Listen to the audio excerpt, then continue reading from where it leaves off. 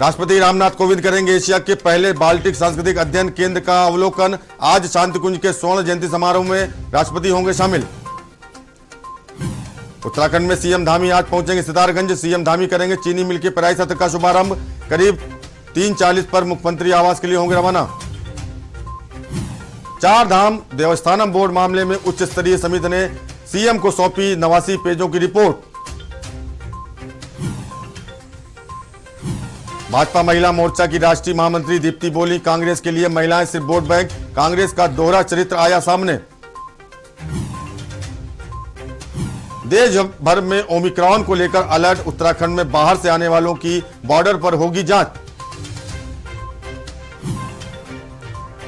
और देहरादून में UP TET paper leak मामले के आरोपी का दून से कनेक्शन। दून में कंप्यूटर सेंटर चलाता था सालवर गैंग का शातिर मनीष मलिक।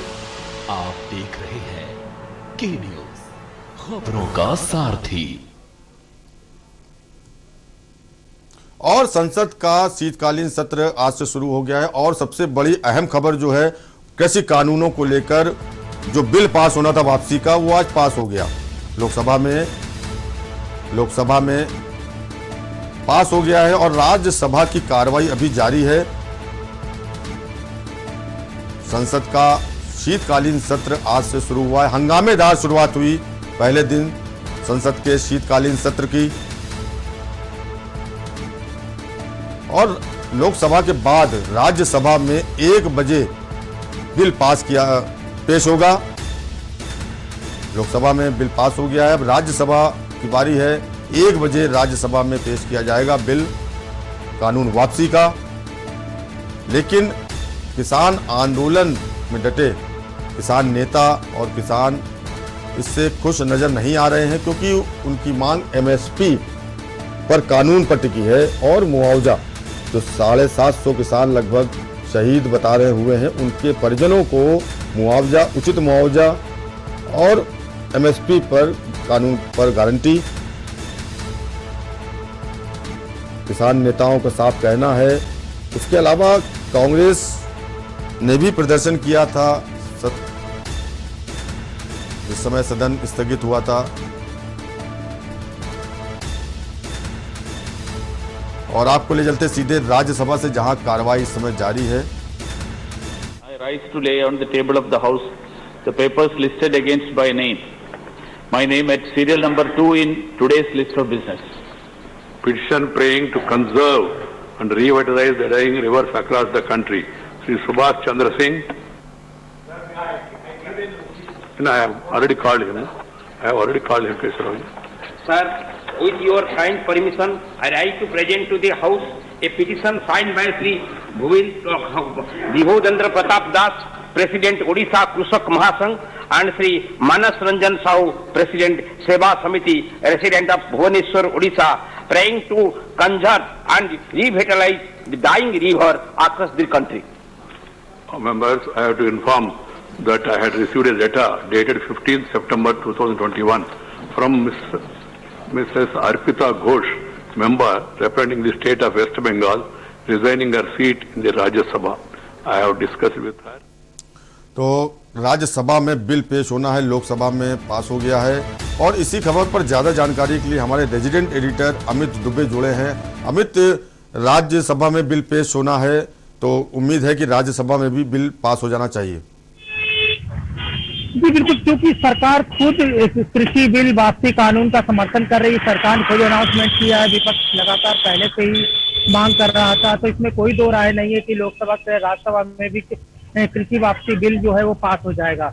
लेकिन हंगामा जो है वो लगातार देखने को पहले भी मिला है और आगे भी मिलेगा, इसमें कोई दो राय नहीं है। क्योंकि जिस कृषि बिल वापसी की बात किसान कर रहे थे, विपक्ष अपनी जीत बता रहा है, किसान अपनी जीत बता रहे हैं। और ऐसे में इसमें कोई दो राय नहीं है कि किसानों ने जिस तरह से लगातार आंदोलन किया है और जिस तरह सरकार को भी लगा कि कहीं ना कहीं उन्हें एक बड़ा नुकसान होने वाला है, और उसके बाद इस तरह के का घटनाक्रम जो है वो नजर आता है। इसमें जब किसानों से बात होती है तो वो कहते हैं कि वो उनकी जीत है, इसमें विपक्ष की भूमिका उस तरह की नहीं है जिस तरह का विपक्ष प्रचार और प्रसार कर रहा है। लेकिन बड़ी बात यहाँ पे ये है कि इसके बाद तमाम वो मुद्दे हैं जिन्हें लेके विपक्ष मांग कर रहा है और लगातार हंगामा कर रहा है। वो है एमएसपी गारंटी कानून, विद्युत विधेयक की बात, जो मारे गए किसान है। कांग्रेस की मांग है कि हर एक को 4-4 लाख रुपए मुआवजा, कम से कम 4-4 लाख रुपए मुआवजा दिया जाए। दूसरी बड़ी चीज, अगर हम किसानों की बात करते हैं तो किसान जो है, तमाम किसानों पे जो केस दर्ज है उन्हें वापस लिया जाए। इसके साथ ही गृह राज्य मंत्री की बर्खास्तगी हो, उन्हें हटाया जाए सरकार से। तो बहुत सारे मुद्दे हैं। तो लड़ाई कृषि बिल कानून वापसी के बाद भी थमने वाली नजर नहीं आ रही है। अमित, राकेश टिकैत भी अभी बोल चुके हैं। थोड़ी देर पहले राकेश टिकैत ने साफ कर दिया है कि अभी आंदोलन खत्म नहीं हुआ है और एमएसपी कानून की जो गारंटी वाला है बिल पास होना है और मुआवजा, दो चीजें प्रायोरिटी में रखी हैं राकेश टिकैत ने। जी बिल्कुल, देखिए लगातार जब प्रधानमंत्री ने खासतौर पर अपने राष्ट्र के संबोधन कृषि बिल वापसी की बात कही थी, तब उसके बाद से ही लगातार ये चीजें सामने आई है। चाहे वो एमएसपी गारंटी कानून की बात हो, गृह राज्य मंत्री को हटाने की बात हो, या मारे गए किसानों को मुआवजा देने की बात हो, किसान लगातार मांग कर रहे हैं। हालांकि इसे लेके सरकार ने भी कुछ नहीं बोला है। पार्टी के प्रवक्ता जरूर इस बात को कह रहे हैं कि एक समिति गठित की गई है और वो समिति जो है वो एमएसपी को लेकर डिसीजन लेगी। समिति इस बात के लिए नहीं गठित है कि किसानों पे लगे जो तमाम केसेज है वो वापस होंगे या गृह राज्य मंत्री को हटाया जाएगा या नहीं, लेकिन एमएसपी जो सबसे बड़ा मुद्दा है उसे लेकर समिति गठन की बात कही जा रही है।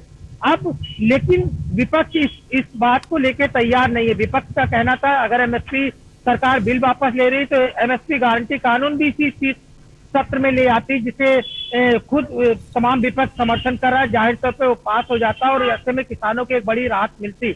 लेकिन और भी अगर हम किसानों की बात को छोड़ भी दें तो इसके अलावा भी तमाम मुद्दे हैं जिसकी मैं लगातार बात कर रहा हूँ। चाहे वो पेगासस की बात करें, चीनी घुसपैठ की बात करें, महंगाई की बात करें, तमाम मुद्दे हैं जो विपक्ष के साथ विपक्ष इन्हें पकड़े हुए खड़ा है। और इसमें कोई दो राय नहीं है कि सरकार को इन हरेक पे जवाब देना मुश्किल होगा। जी अमित, बहुत बहुत शुक्रिया आपका। हमारे रेजिडेंट एडिटर अमित दुबे जानकारी दे रहे थे। इस समय जो है तो कानून वापसी का बिल जो है वो राज्यसभा में कार्रवाई चल रही है, इस समय पेश किया जा रहा है और लोकसभा में इसको पास कर दिया गया है। अब देखना ये होगा कि किसान आंदोलन जो 1 साल से ज़्यादा समय से चल रहा है अब किस मोड़ पर आ रहा है और अभी भी जो है किसान नहीं मान रहे हैं।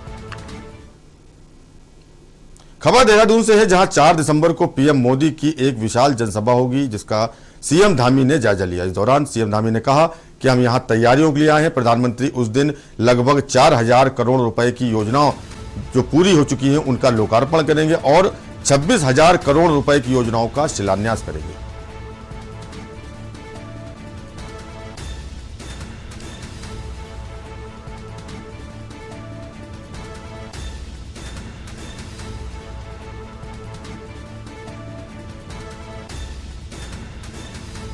दिसंबर को माननीय प्रधानमंत्री जी की एक विशाल जनसभा जिसमें लाखों लोगों को संबोधित करेंगे, उसकी तैयारियों के लिए हम लोग यहाँ पर आए हैं। सारी तैयारियाँ देख रहे हैं कि सर प्रकार से हमारे यहाँ पर किस प्रकार की व्यवस्था होनी है, उसी के संबंध में हम लोगों ने चर्चा की है। माननीय प्रधानमंत्री जी उस दिन जो लगभग 4000 करोड़ की योजनाएं जो पूरी हो गई हैं उन योजनाओं का लोकार्पण करेंगे और 26,000 करोड़ की योजनाओं का शिलान्यास करने वाले हैं। उसके अलावा जो अन्य योजनाएं हैं उनका भी हम अभी समीक्षा कर रहे हैं कि कौन कौन सी योजनाएं शिलान्यास और लोकार्पण के लिए तैयार हैं। उसी संबंध में हम लोग यहाँ आए हैं। बड़ा उत्साह है सभी कार्यकर्ताओं में, उत्तराखंड की जनता में, क्योंकि माननीय प्रधानमंत्री जी का उत्तराखंड की जनता के साथ, उत्तराखंड के साथ उनका विशेष प्रकार का एक लगाव है। कर्म और मर्म का रिश्ता उनका यहाँ से है और उत्तराखंड के लोग भी उनकी हमेशा प्रतीक्षा करते हैं, उनको सुनना चाहते हैं, उनको देखना चाहते हैं, उनसे मिलना चाहते हैं। तो प्रधानमंत्री जी आ रहे हैं तो निश्चित रूप से हम सभी लोगों के लिए एक बहुत खुशी की बात है और बहुत ही उत्साह का वातावरण यहाँ पर तैयार हो रहा है। और देहरादून से खबर बता दें आपको, बड़ी खबर देहरादून से आ रही है। शाम 5 बजे सीएम धामी करेंगे हाई लेवल बैठक। शाम 5 बजे सीएम धामी करेंगे हाई लेवल बैठक। बढ़ते कोरोना के मामले को लेकर सीएम करेंगे बैठक। कोरोना महामारी से संबंधित बड़ा फैसला लेंगे सीएम। चीफ सेक्रेटरी के साथ शाम 5 बजे होगी बैठक। महत्वपूर्ण बैठक हो रही है। कोरोना के बढ़ते मामलों को लेकर सीएम गंभीर है और शाम 5 बजे हाई लेवल मीटिंग बुलाई है। कोरोना महामारी से संबंधित बड़ा फैसला लेंगे सीएम धामी, स्वास्थ्य महकमे और सूबे के डीजीपी भी इस बैठक में शामिल रहेंगे, मौजूद रहेंगे। कोरोना के नए वेरिएंट को लेकर, ओमिक्रॉन वेरिएंट को लेकर पूरे देश में एक बार फिर अलर्ट जारी किया गया है और खासकर उत्तर प्रदेश और उत्तराखंड में इसको लेकर सीएम काफी गंभीर है और 5 बजे शाम को इसी को लेकर एक अहम बैठक करने जा रहे हैं।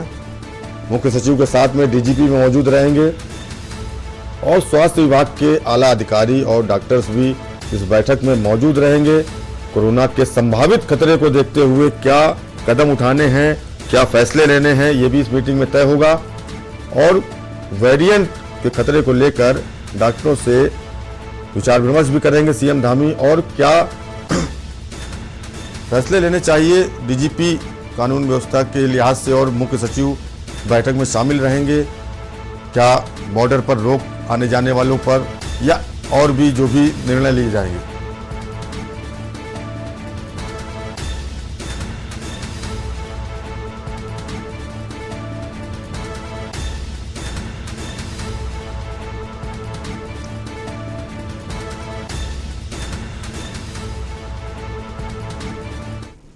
और यूपी टीईटी परीक्षा का पेपर लीक होने के बाद परीक्षा को रद्द कर दिया गया था, लेकिन इस समय बड़ी खबर लखनऊ राजधानी से आ रही है।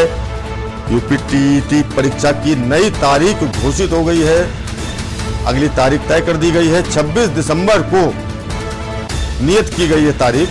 26 दिसंबर को एक बार फिर से यूपी टीईटी परीक्षा कराई जाएगी।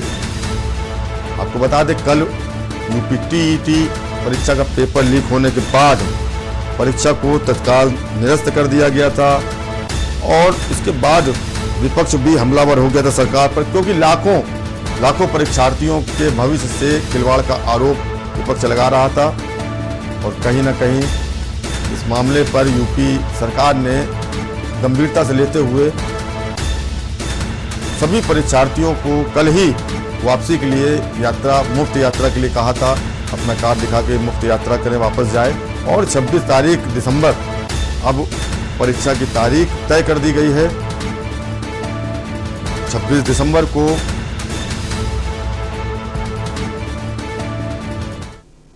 और खबर लक्सर से आ रही। लक्सर से बड़ी खबर आपको बता दें, भारतीय क्रिकेटर मोहम्मद शमी का रोड शो। लक्सर से बड़ी खबर आपको बता दें, भारतीय क्रिकेटर मोहम्मद शमी का रोड शो। कानपुर में आज मोहम्मद शमी का रोड शो। ढंढेरा से लक्सर होते हुए कानपुर तक निकालेंगे रोड शो। युवाओं को क्रिकेट के खेल में बेहतर प्रदर्शन के लिए देंगे टिप्स। भारतीय क्रिकेटर मोहम्मद शमी कानपुर विधानसभा से चुनाव के दावेदार कर रहे हैं। कार्यक्रम का आयोजन आज दोपहर 1 बजे लक्सर से गुजरेंगे मोहम्मद शमी। 2 बजे कानपुर राजेश पायलट के खेल स्टेडियम में कार्यक्रम आयोजित किया गया है।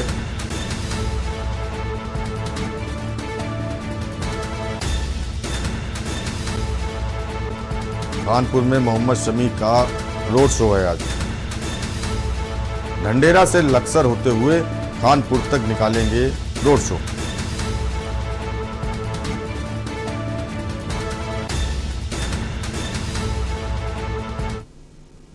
और देहरादून से बड़ी खबर आ रही। राजधानी देहरादून से इस वक्त बड़ी खबर आ रही। यूपी टीईटी पेपर लीक मामले के आरोपी को दून से कनेक्शन है। दून में कंप्यूटर सेंटर चलाता था सालवर गैंग का शातिर मनीष मलिक। कोरोना काल में मनीष का सेंटर हो गया था बंद। टीईटी के पेपर लीक के जरिए 1.25 करोड़ बटोरने का तैयार किया था प्लान। यूपी में पेपर लीक मामले में एसटीएफ के हत्थे चढ़ा मलिक। पेपर लीक कांड की पूरी साजिश बागपत में रची गई।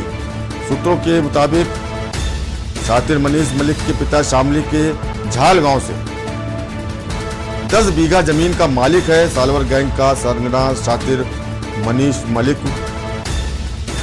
देहरादून से बड़ी खबर आ रही है। मनीष मलिक जो कि दून में कंप्यूटर सेंटर चलाता था। कोरोना काल में कंप्यूटर सेंटर बंद हो गया था, जिसके बाद बेरोजगार हो गया था, लेकिन शातिर दिमाग मनीष ने कमाई का नया जरिया ढूंढा।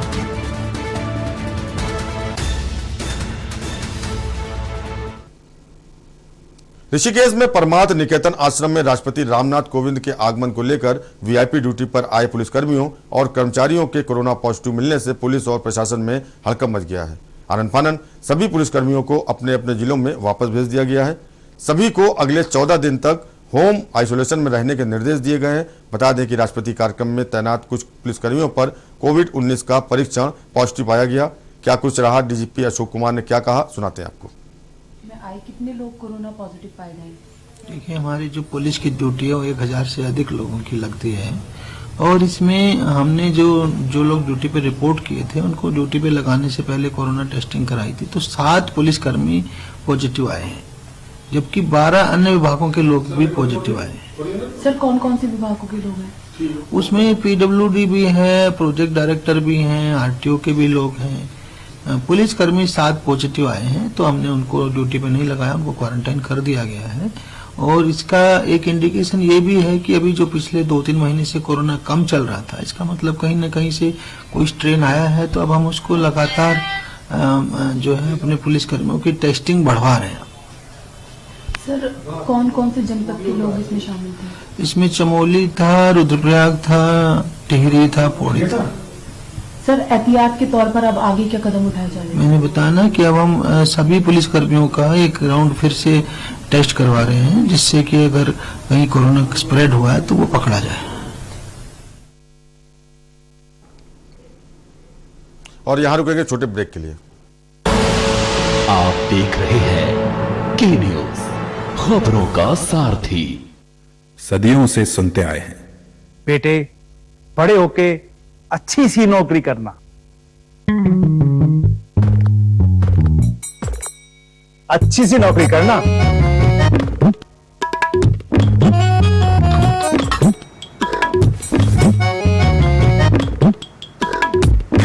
अच्छी सी नौकरी करना।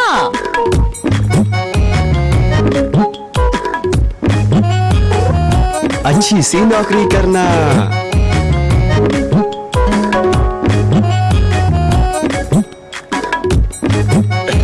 अच्छी सी नौकरी करना।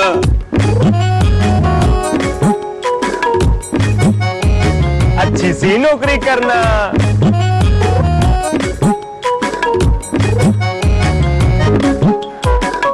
अच्छी सी नौकरी करना।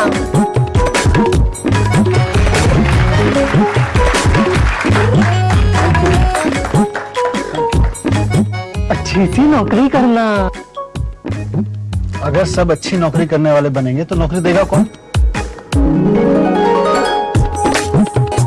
बेटा, तुम अच्छी सी नौकरी देने वाला बनना। अगर भारत को दुनिया का नंबर 1 देश बनाना है तो आज हर बच्चे के अंदर एंटरप्रेन्योर माइंडसेट जगाना होगा।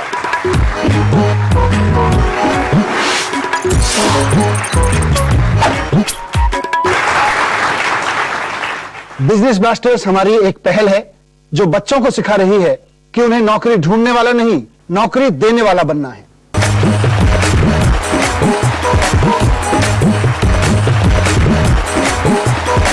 बिजनेस ब्लास्टर्स, छोटे बिजनेस स्टार्स, बड़े बिजनेस आइडियाज। 28 नवंबर से हर रविवार शाम 7 बजे आपके टेलीविजन पर।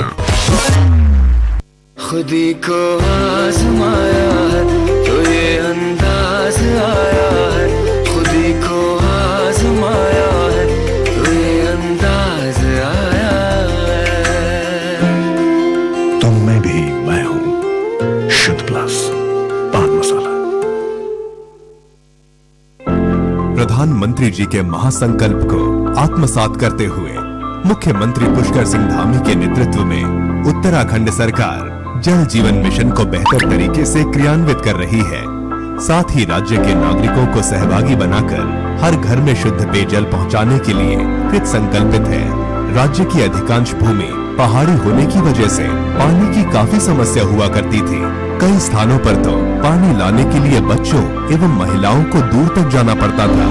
जल जीवन मिशन से शुद्ध पेयजल की समस्या काफी हद तक दूर हुई है। जल जीवन मिशन के तहत हमारी ग्राम पंचायत में पानी की समस्या काफी हद तक खत्म हो चुकी है और सभी ग्राम वासियों के पास हर घर में नल और हर घर में जल है।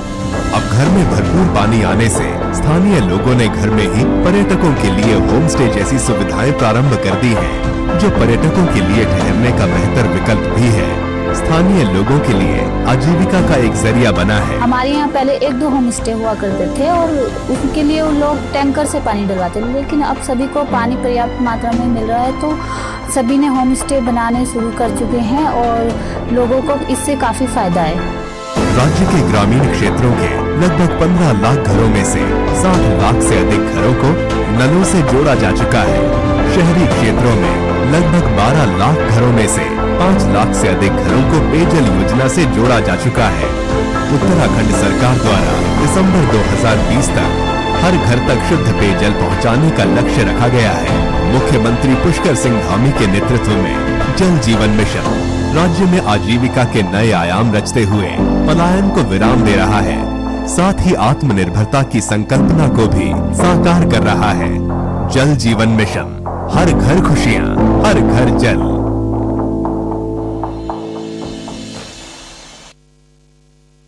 पर ये दिल है कि चख रहा है उन्हीं अल्फाजों का दूर कितना भी जाओ, इस जुबान से दूर ना जा पाओगे। रुमर बोलो जुबान केसरी। चलो यहाँ पर सर्विस करेंगे। पूजा, मार्केट से आता हूँ। मिस्टर, कार की चाबी? नहीं, मैं पैदल ही जाऊंगा। पापा, not bad। हाँ यार, अपनी दिल्ली सरकार बोलती है कि पॉल्यूशन कम करने के लिए हफ्ते में एक बार अपनी गाड़ी से एक ट्रिप कम करें और उसकी बजाय पब्लिक ट्रांसपोर्ट या कारपूल का इस्तेमाल करें। It's a small request, make sense, no? Yes, और ये बात मैं आपसे कब से कह रही थी, लेकिन मैं हेल्थ के पॉइंट ऑफ व्यू से बोल रही थी। यू नो व्हाट, मैं भी यही सोच रहा हूँ कि जब दिल्ली सरकार और घर की सरकार एक ही बात बोल रही है तो सुन ही लेना चाहिए। चलो यू गाइस कैरी ऑन, मैं चलता हूँ। बाय बाय पापा। एक हफ्ते में आप जितनी बार गाड़ी निकालते हैं, अब से बस एक बार कम निकालें। बस एक ट्रिप कम, आप मिलकर अपने हिस्से का पोल्यूशन कम करें। हफ्ते में गाड़ी का बस एक ट्रिप कम करें। आप देख रहे हैं के न्यूज, खबरों का सारथी। ब्रेक के बाद आपका स्वागत है। ऋषिकेश में राष्ट्रपति रामनाथ कोविंद परिवार के साथ 2 दिवसीय दौरे पर है, जहां ऋषिकेश के परमार्थ आश्रम में पहुंचकर राष्ट्रपति रामनाथ कोविंद पत्नी सविता कोविंद बेटी के साथ परमार्थ निकेतन घाट पर गंगा आरती के लिए गए और गंगा मां का आशीर्वाद लिया। वहीं परमार्थ आश्रम के अध्ययन स्वामी चिदानंद मुनि, मुख्यमंत्री पुष्कर सिंह धामी, राज्यपाल गुरमीत सिंह भी गंगा आरती में शामिल हुए। परमार्थ निकेतन के ऋषि कुमारों ने तिलक लगाकर पुष्प वर्षा करते हुए राष्ट्रपति रामनाथ कोविंद का परिवार सहित स्वागत किया।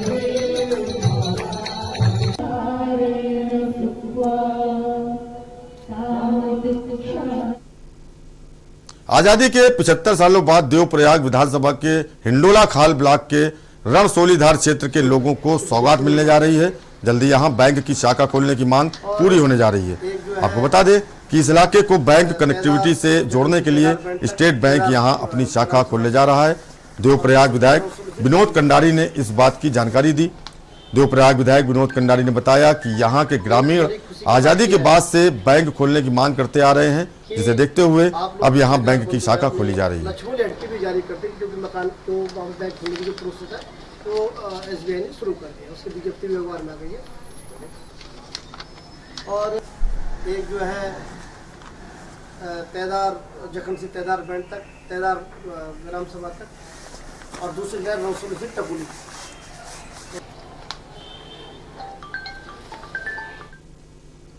और देहरादून से बड़ी खबर आपको बता दें, आम आदमी पार्टी के कर्नल अजय कोठियाल पहुंचे हैं। आपकी रोजगार गारंटी में पहुंचे कर्नल कोठियाल। सैकड़ों कार्यकर्ताओं के साथ किया गया उनका भव्य स्वागत। नंदप्रयाग में थराली विधानसभा प्रभारी गुड्डू लाल ने किया स्वागत। नारायण बगड़ में रोजगार कार्यक्रम में शामिल हुए और पार्टी कार्यालय का उद्घाटन करेंगे। थराली बाजार में निकालेंगे विशाल रोजगार गारंटी यात्रा। दोपहर में थराली में विशाल रोजगार जनसभा को भी संबोधित करेंगे कर्नल अजय कोठियाल।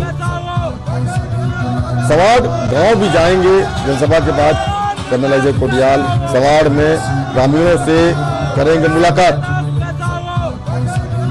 जनसभा के बाद कोठियाल का सवाड़ गांव जाने का भी कार्यक्रम है। कर्नल अजय कोठियाल सवाड़ में ग्रामीणों से मुलाकात करेंगे, बातचीत करेंगे। थराली विधानसभा पहुंचे हैं कर्नल अजय कोठियाल। आपका सीएम चेहरा उत्तराखंड में कर्नल अजय कोठियाल लगातार तेजी दिखा रहे हैं और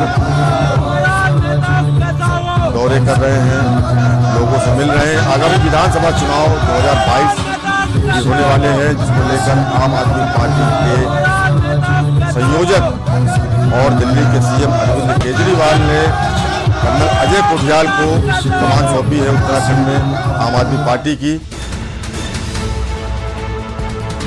और कर्नल अजय कोठियाल लगातार लोगों के बीच जाकर पार्टी को मजबूत करने का काम कर रहे हैं। इसी कड़ी में सवाड़ गांव भी जा रहे हैं, जनसभा को भी संबोधित करेंगे।